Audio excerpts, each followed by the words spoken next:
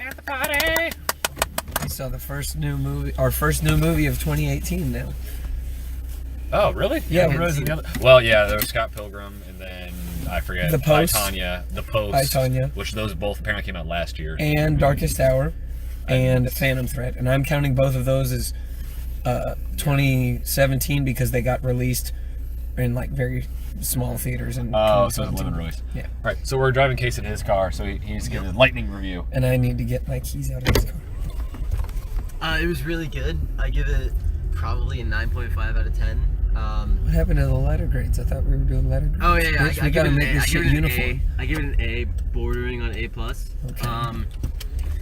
It definitely holds up on a second viewing. I really liked it. The one complaint that I have, I guess I don't really have a complaint. I just feel, I don't know. One complaint is too fucking good. One complaint, too fucking good. Yeah. Really good. Definitely, yeah, Yes. this is it. Yeah, the shit car. It's definitely like, I don't want to say it's my favorite MCU movie, just because I view them all kind of differently, so it's hard for me to rank them. But it's definitely up there. It's definitely one of the better MCU movies to me. So yeah. All Cool. right. I need to get my keys. I'm gonna keep recording I again. left half of a chocolate bar inside that movie. Oh well. Ha! Dumbass! You left it there. It's me again, viewers. All alone. These rubes have no idea what I'm planning. Excellent. What's next? I could always talk about how I rip off the Red Cross on a regular basis. These guys are more of rubes than them. Wonder if I can get some cookies out of them. Oh shit, he's coming back. No more God. You are none. Not today. Fuck you. I have to listen to my devious plans in the playback. No. Oh, my phone is up there. I was like, where the fuck is my phone? God, And you I fucking- remembered we were recording. Subhuman. False. You're a bitch boy. You're a switch man.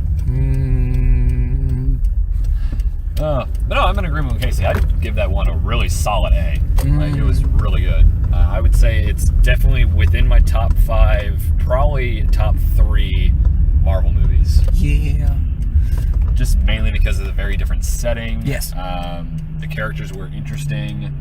I absolutely love what they did with Black Panther's powers. I thought he was going to be an acrobatic, only combat specialist. Like kind of like a Nightwing. Kind of like a Nightwing. But as it turns out, they also added in a new power, which I'll go into the spoilers for, but at least from what I understand his powers were. Yeah. That was really interesting and really well done. Yeah. So I'm conflicted because I want to give it. I think I'm gonna go with A-. Okay, that's a fair rating. Now the A is obviously because same reason you and Casey. I think it had it's a very different environment. It's a lot of new characters. It's refreshing, but the story was like mainline Marvel. Yeah, That they kind of just recycled what is essentially all their other origin stories, where there's like a kind of tiny villain who dies at the beginning, and then the real villain, and then the hero loses his powers or has to deal with some bullshit like that, and then he has to come back and fight him. Example, Iron Man 1, what happens is he has to fight the terrorists when he's in the cave, comes out of the cave, and then he realizes that his friend is his enemy, and then his friend takes away his iron heart, his heart thing, his arc reactor, and then he has to go get a new arc reactor, and then he has to go fight the bad guy.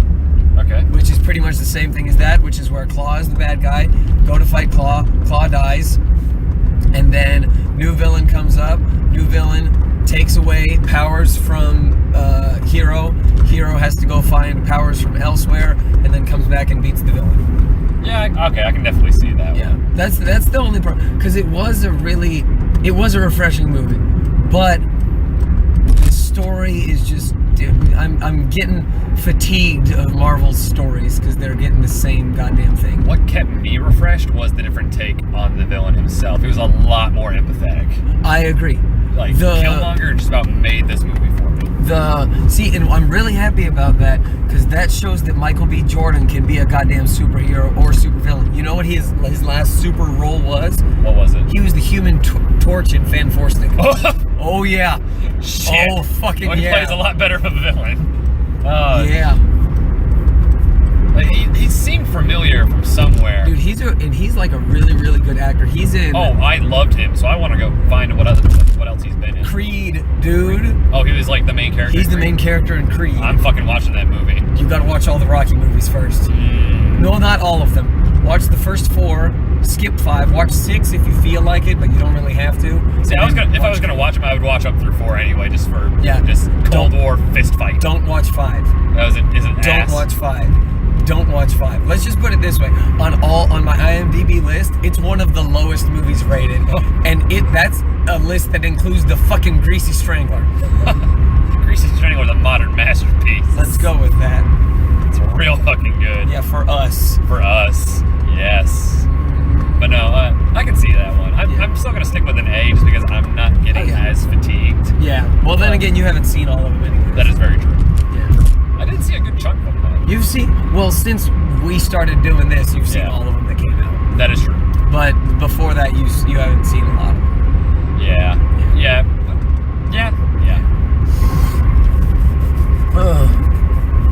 But no, I like. Again, this movie's fantastic. Yes. And if you're a fan of Marvel, you should definitely go see it. Yes. Black Panther's definitely one of my, a more interesting character. Yes. I still wouldn't call him one of my favorite Marvel characters, but this is definitely one of my favorite Marvel movies. Yes. Yeah, I can agree with that. I tried to get into the new Black Panther series when it first started. Same here. I just couldn't get into it. Yeah. Now this one may give me the kick in the pants to like maybe pick up a trade or something to see if it's good that one. Yeah, exactly. That's what I was thinking. Yeah. Cool. Well, I guess that's really it for the non-spoiler part. Yeah. So, all right, spoilers. Go. Okay, you go ahead first. I just wanted to mention the new power was that kinetic reabsorption. That wasn't really a power. That was his suit. That was his suit. Yeah. It's an ability he has. It's like saying, "Oh, Iron Man's power isn't that he can shoot lasers." Exactly. It's an ability with that. Yeah. But was not something I've really seen in any kind of media before. I've seen it once or twice in like weird games or other places, but they did some really fucking cool stuff with this movie. Yeah. Like I thought it was really well done, and I watched this one video like before the movie just to like get a primer on who Black Panther really is and what his story is. Yeah. And that wasn't something that came up. Yeah. So I assume that's pretty much brand new. Yeah. And hey, it differentiates him from other heroes in the MCU. So kudos. Yeah. Pretty cool. For me, my favorite part of the movie was right at the end when Killmonger died. Did you hear That was beautiful. what he said? Yes. Dude. That's why I really think he's one of my favorite villains in the MCU. Yes. He comes from a relatable story. He has reasons for acting the way he does. And plus, it's not just like, oh, he's a badass because. Like, no, he's like, yeah, he was in Black Ops. SEALs. He's in the SEALs. And then there were a few moments in the movie where my jaw just dropped. And that one was at the very end with that line. Another was another Killmonger moment where first he shows like, yeah, I have one of these bumps for every person I kill, and then he takes off his fucking shirt. All bumps. Holy shit! Like my jaw hit the floor. Like, goddamn. And then another one was just like when they were really showing off that kinetic power again. Yeah. Where like he flipped the car. I just thought like he just. In the trailer, it just made it look like he just punched it so hard it flipped. No. Like, okay, no. He blew himself up. Yeah, that's like, damn. It's really good. Yeah. And I think the supporting cast on this one did really well too. Very well. Lupita Nyong'o, who's the girl who was. Was she the love interest? Yes. Okay. And She was pretty good. Danny Guerrera, I think that's how her last name said, but I can't remember. Oh, Okoye? She's the general. Yeah. She was awesome. The sister was fantastic. Yes. Even the leader of the gorilla tribe was pretty good at points too. Yeah. He was like one of the stock Marvel kind of joke characters. Yeah. He was really strong. Yeah. Kind of like Korg in the last movie. Yeah, but not nearly as funny as Korg. Korg's a bro. I love Korg. But that's because it's the vampire. Yeah. This vampire became a rock man. But the supporting cast in this one was all very strong. Yeah.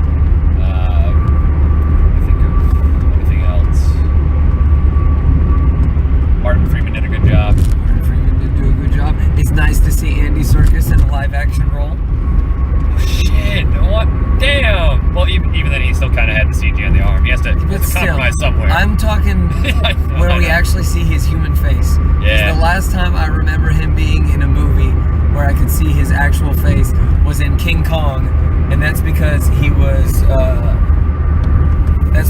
a cook, but he was still fucking King Kong.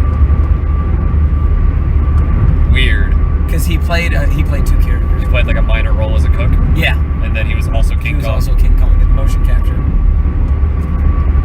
Okay. I wonder what the role with that one is like. Hey, I know you're playing the giant monkey, like star of the film, but you also want to like play this like cook role. Like, Well, yeah, I mean, he's talking to. He was working with Peter Jackson on that one. They already did all of the fucking Lord of the Rings together, so he was like, "Well, I need to give you something where we can see your face."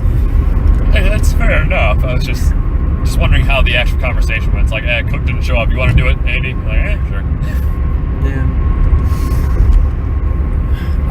I'm kind of mad that he got killed off so goddamn early. The cook? Oh no.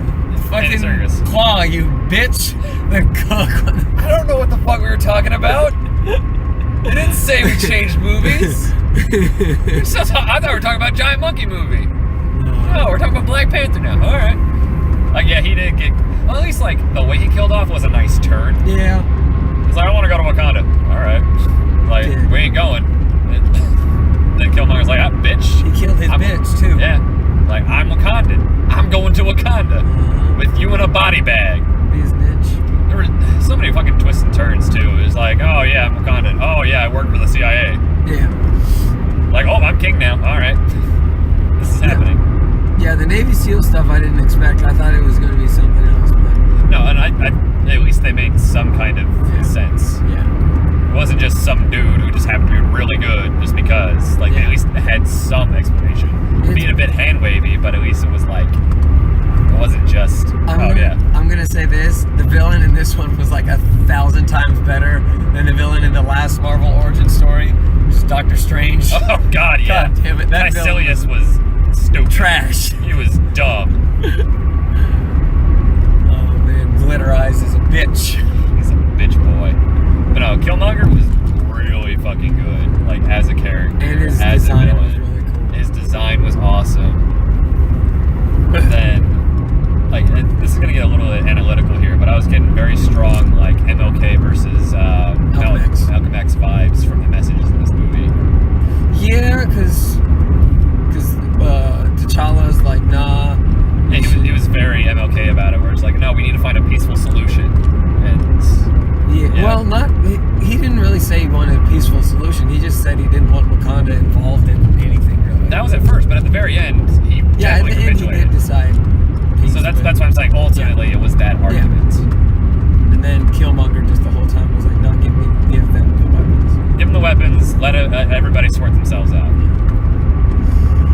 But and at least like with that one, it was understandable why he thought that, because his home nation betrayed him in both senses of the word. And he had to grow up in LA. Yeah.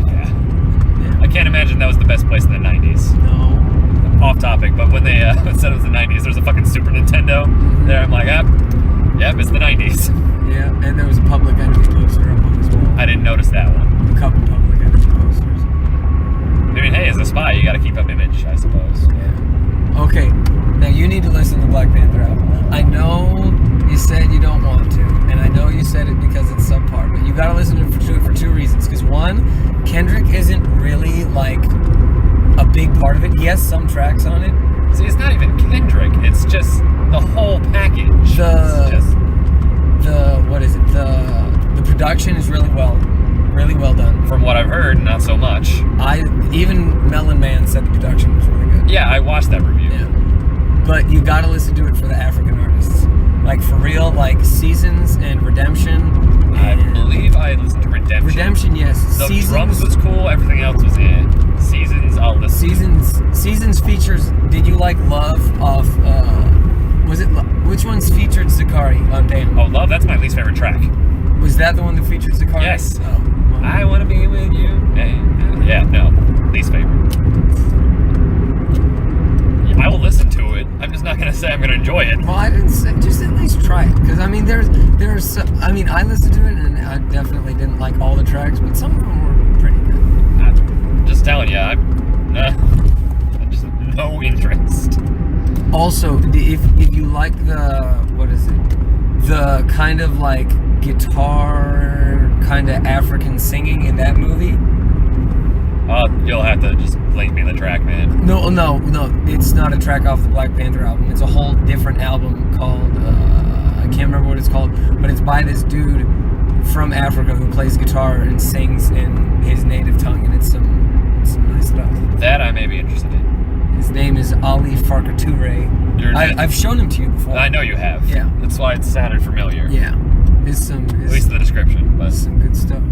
That one I may listen to just for the world music part. And then his son actually did a jazz collective with a French trumpet player, I think, and that album's pretty good too.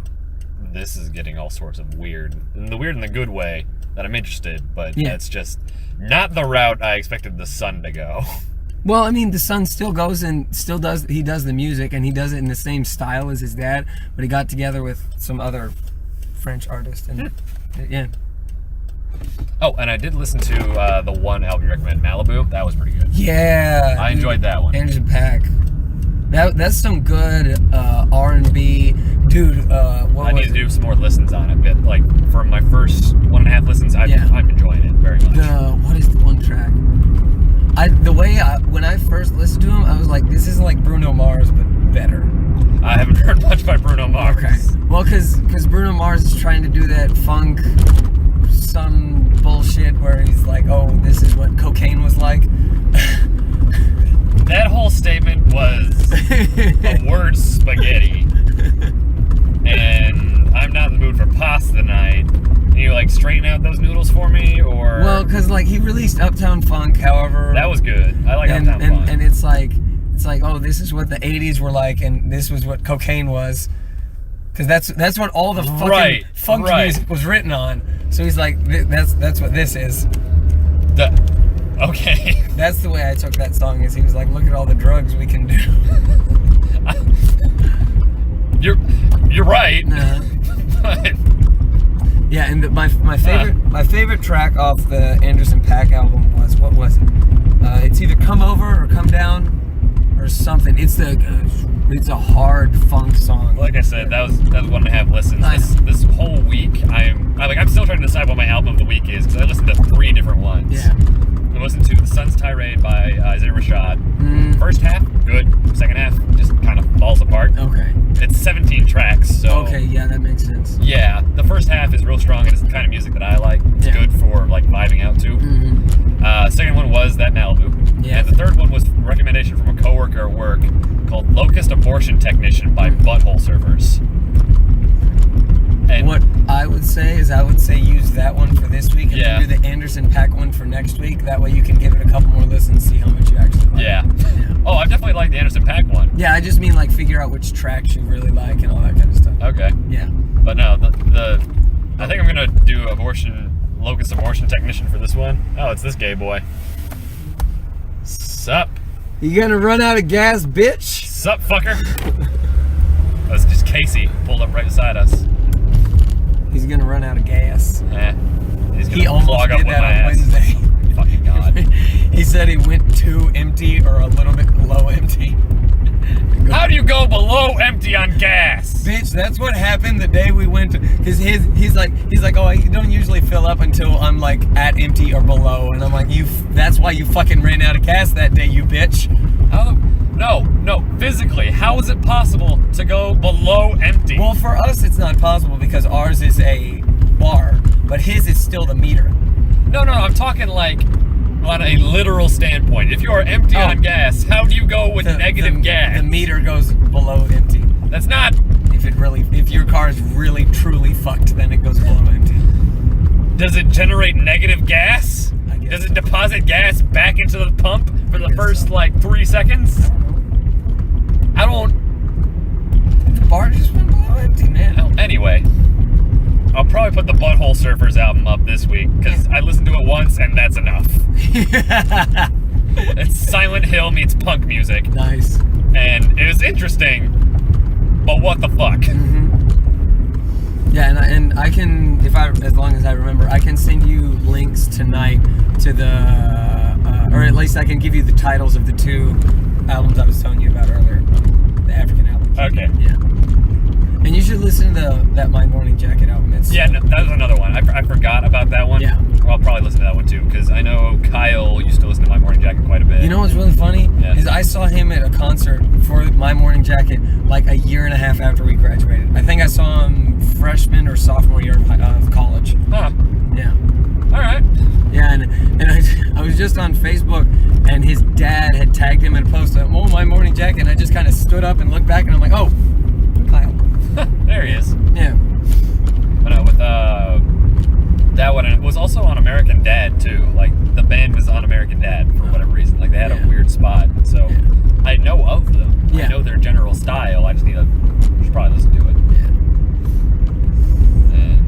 And this guy's zooming. I'm going the speed limit. Gay.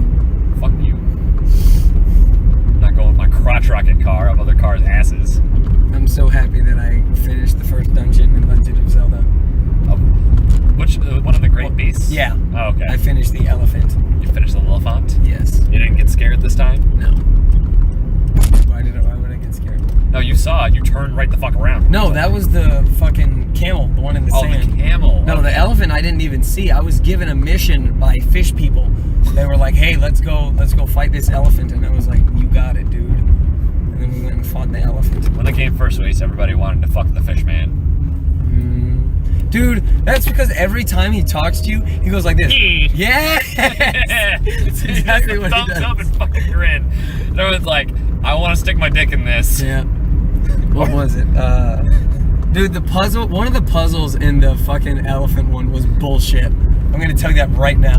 Oh, that's the one with the trunk. And Yeah, you gotta move the fucking trunk that's gonna turn the fucking Fuck that noise. Oh, you'd hate other Legend of Zelda games then. Yeah, no. I was talking to one of my coworkers today, and he asked me, he's like, do you Google how to figure things out? And I'm like, if I get stuck for like 30 minutes, then I'll let myself Google it. Because if I'm truly and completely stuck, then I need to Google it to continue the game. He's like, I just don't understand, so I just Google it all before I play the game. I'm like, what in the fuck is the point of playing the game then? Before you even play the game, you can at least try to figure it out. That's me. I'll usually give it a few times, and I'm like, all right, I have no idea how to do this. Though there's a few exceptions where, like I know in Persona, for example, there's dialogue options that I know will get you, will rank you up your characters faster. Yeah. So at that point, I'm just like, all right, well, just give me the correct answers on that one because they're not very obvious and it's more efficient. Yeah. When it comes to puzzles, however, I'm with you. Yeah. If I can't figure it out within a couple tries, I'll be like, all right, just fucking tell me. Just like Portal. Yeah. When I played Portal. Portal. Some of those fucked me in the ass. I didn't look up anything for Portal. I'm very proud of that one myself. One or two, or both? Both. Okay. Neither one did I look up any solutions for. First one I was okay on, I think. Second one I had more trouble. Well, the first one, they keep it nice and simple for the Yeah. most part. Like, that one's like, it's a very concise game. Portal 2, yeah, I can definitely see that one. I don't begrudge anybody who does. I'm just saying, like, I'm proud that I didn't have to. Yeah.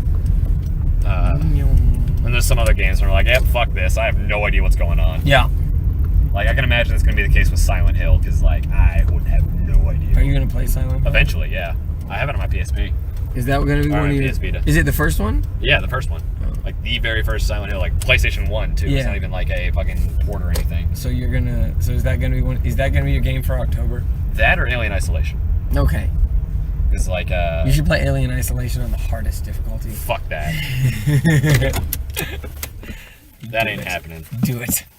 No. And then I'm still trying to decide for March's game, but I think I got an idea. It's going to theme well, I believe. But yeah, that was Black Panther. Yes. A for me, A- from Quentin. One of the better movies recently. A to A+ for Casey. A for A+ Casey, yeah. Yeah. All right, peace out.